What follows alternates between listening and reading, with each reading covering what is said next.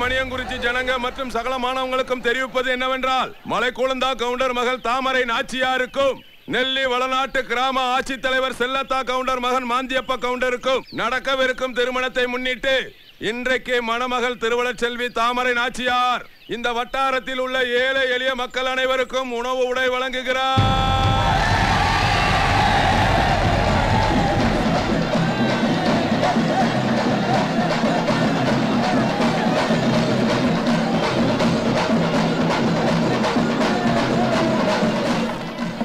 என்னங்க, நம்ம தாமரை நாச்சியாரோட கல்யாணம் ஊரே அல்லகலப்படுத்து பாத்தீங்களா?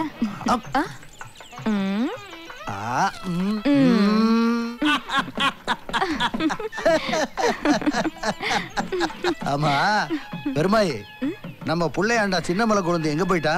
வந்துட்டாங்கப்பா. ஏப்பா சின்னமலை குழந்தை, கல்யாணத்துக்கு உன் தங்கச்சி ஏழைப்பாளையங்களுக்கெல்லாம் உணவு உடையெல்லாம் கொடுக்கணுமே, அதுக்கு ஏற்பாடு பண்ணியாச்சா? பண்ணியாச்சுப்பா. அதோ தங்கச்சியே வந்துட்டாள.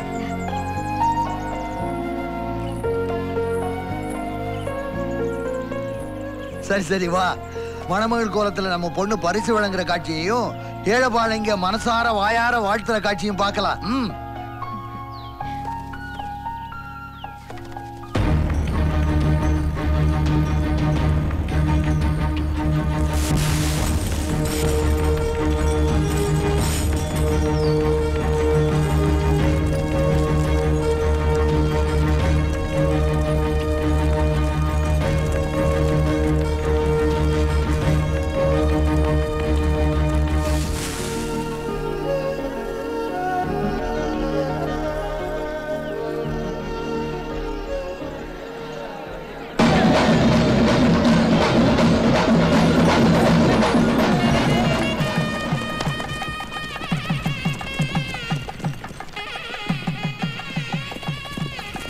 வாங்க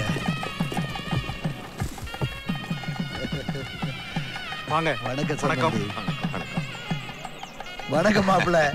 வாங்க தம்பி, சம்பந்தி வீட்டாரையெல்லாம் அழைச்சிட்டு போய் பண்ண மாளிகையில தங்க வை, விருந்தெல்லாம் தடபுடலாம் இருக்கட்டும்.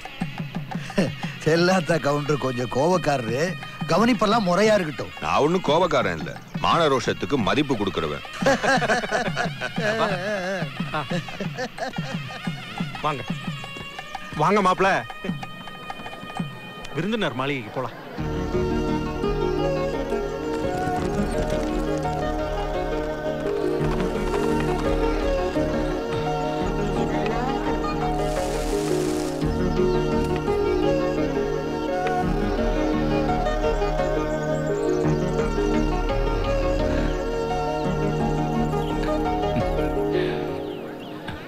யாரு பாணி? இப்ப என்ன வேணும் உனக்கு? அரிசியா, கம்பா, விறகா?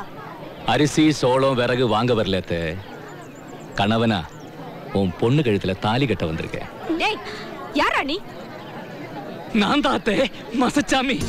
ஒண்ணும் தெரியாதவன்னு கிண்டல் பண்ணுவீங்களே, பாருங்க. இங்க நடந்ததெல்லாம் மாப்பிள்ளை வீட்டாருக்கோ செல்லாத்தா கவுண்டருக்கோ தெரியக்கூடாது, ஜாக்கிரதை. எடுத்துட்டு போங்கடா.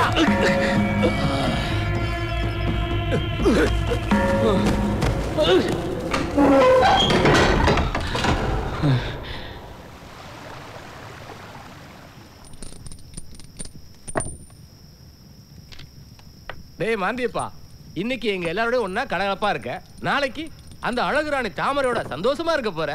எப்படா இந்த அதிர்ஷ்டம்லாம்? எல்லாம் எங்க அப்பாவோட ராஜதந்திரம் தான். சோழ மன்னர் கொடுத்த நிலத்தை வளமாக்கி செல்வம் கொளிக்கும் பெரிய காணிக்கையாளராக இருந்த என் பெரியப்பா கோலாத்தா கவுண்டர் தன் சொத்துகளையும் மகன் நெல்லியன்கோடனையும் எங்க அப்பா கிட்ட ஒப்படைச்சப்போ, இந்த பொண்ணு தாமரையை மகன் நெல்லியன்கோடனுக்கு கொடுத்து கல்யாணம் முடிக்கணும்னு தான் சொன்னாரு. ஆனா எங்க அப்பா நெல்லியன்கோடனையும் திட்டம் போட்டு மசச்சாமியா வளர்த்ததோட இல்லாம அவன் சொத்துகளையும் புடுங்கி இந்த பொண்ணு தாமரையை எனக்கு கல்யாணம் பேசி முடிச்சிட்டாரு. பிள்ளைங்களா, நடுநீசி ஆக போகுது, வெட்டி பேச்சு என்ன வேண்டி கிடக்கு, போய் தூங்க. டேய், ஒருத்தனோட அழிவுல தான் இன்னொருத்தனோட செல்வாக்கே வளருதுங்கிறதுக்கு உன் அப்பாவே ஒரு சாட்சின்னு உனக்கு இப்ப புரியுதா? போய் தூங்க, போங்க.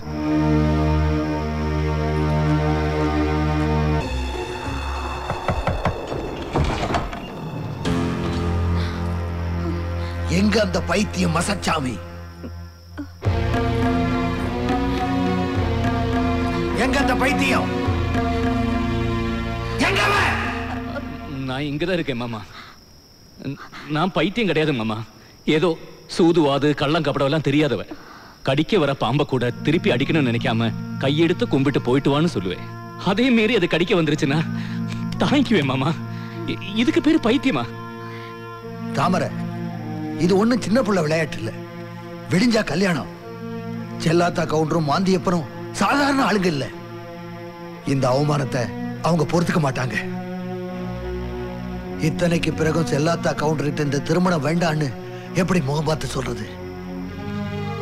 பெருமாய், உன்னை மணந்த குத்தத்துக்காகவும், தாமரை உன்னை மகளா பெத்த குத்தத்துக்காகவும் இந்த மணியும் குறிச்சு மலை கொழுந்து மான கப்பலேற வேணும்னா எனக்கு சம்மதம். அப்பா, சின்ன வயசுல இருந்து அத்தான் தான் என் புருஷன்னு சொல்லி சொல்லி வளர்த்தீங்க. இப்ப திடீர்னு மாத்தினா எப்படி? நான் ஓடி போனேன்னா அது உங்களுக்கு அவமானம். ஆனா உங்க பொண்ணு அப்படி பண்ண மாட்டேன். சரி, உங்களுக்கு இதுல விருப்பம் இல்லாட்டி காலையில நீங்க முடிவு பண்ண மாதிரியே என் திருமணம் நடக்கட்டும். ஆனா அந்த திருமணம் எனக்கும் மாந்தி அப்பனுக்கும் நடக்காது. என் படத்துக்கும் மாந்தி அப்பனுக்கும் தான் நடக்கும். மாமா, வேணாம் மாமா. நாம என்ன திருப்பி அந்த கரையாங்கொட்டடிக்கு போயிடுறேன் மாமா.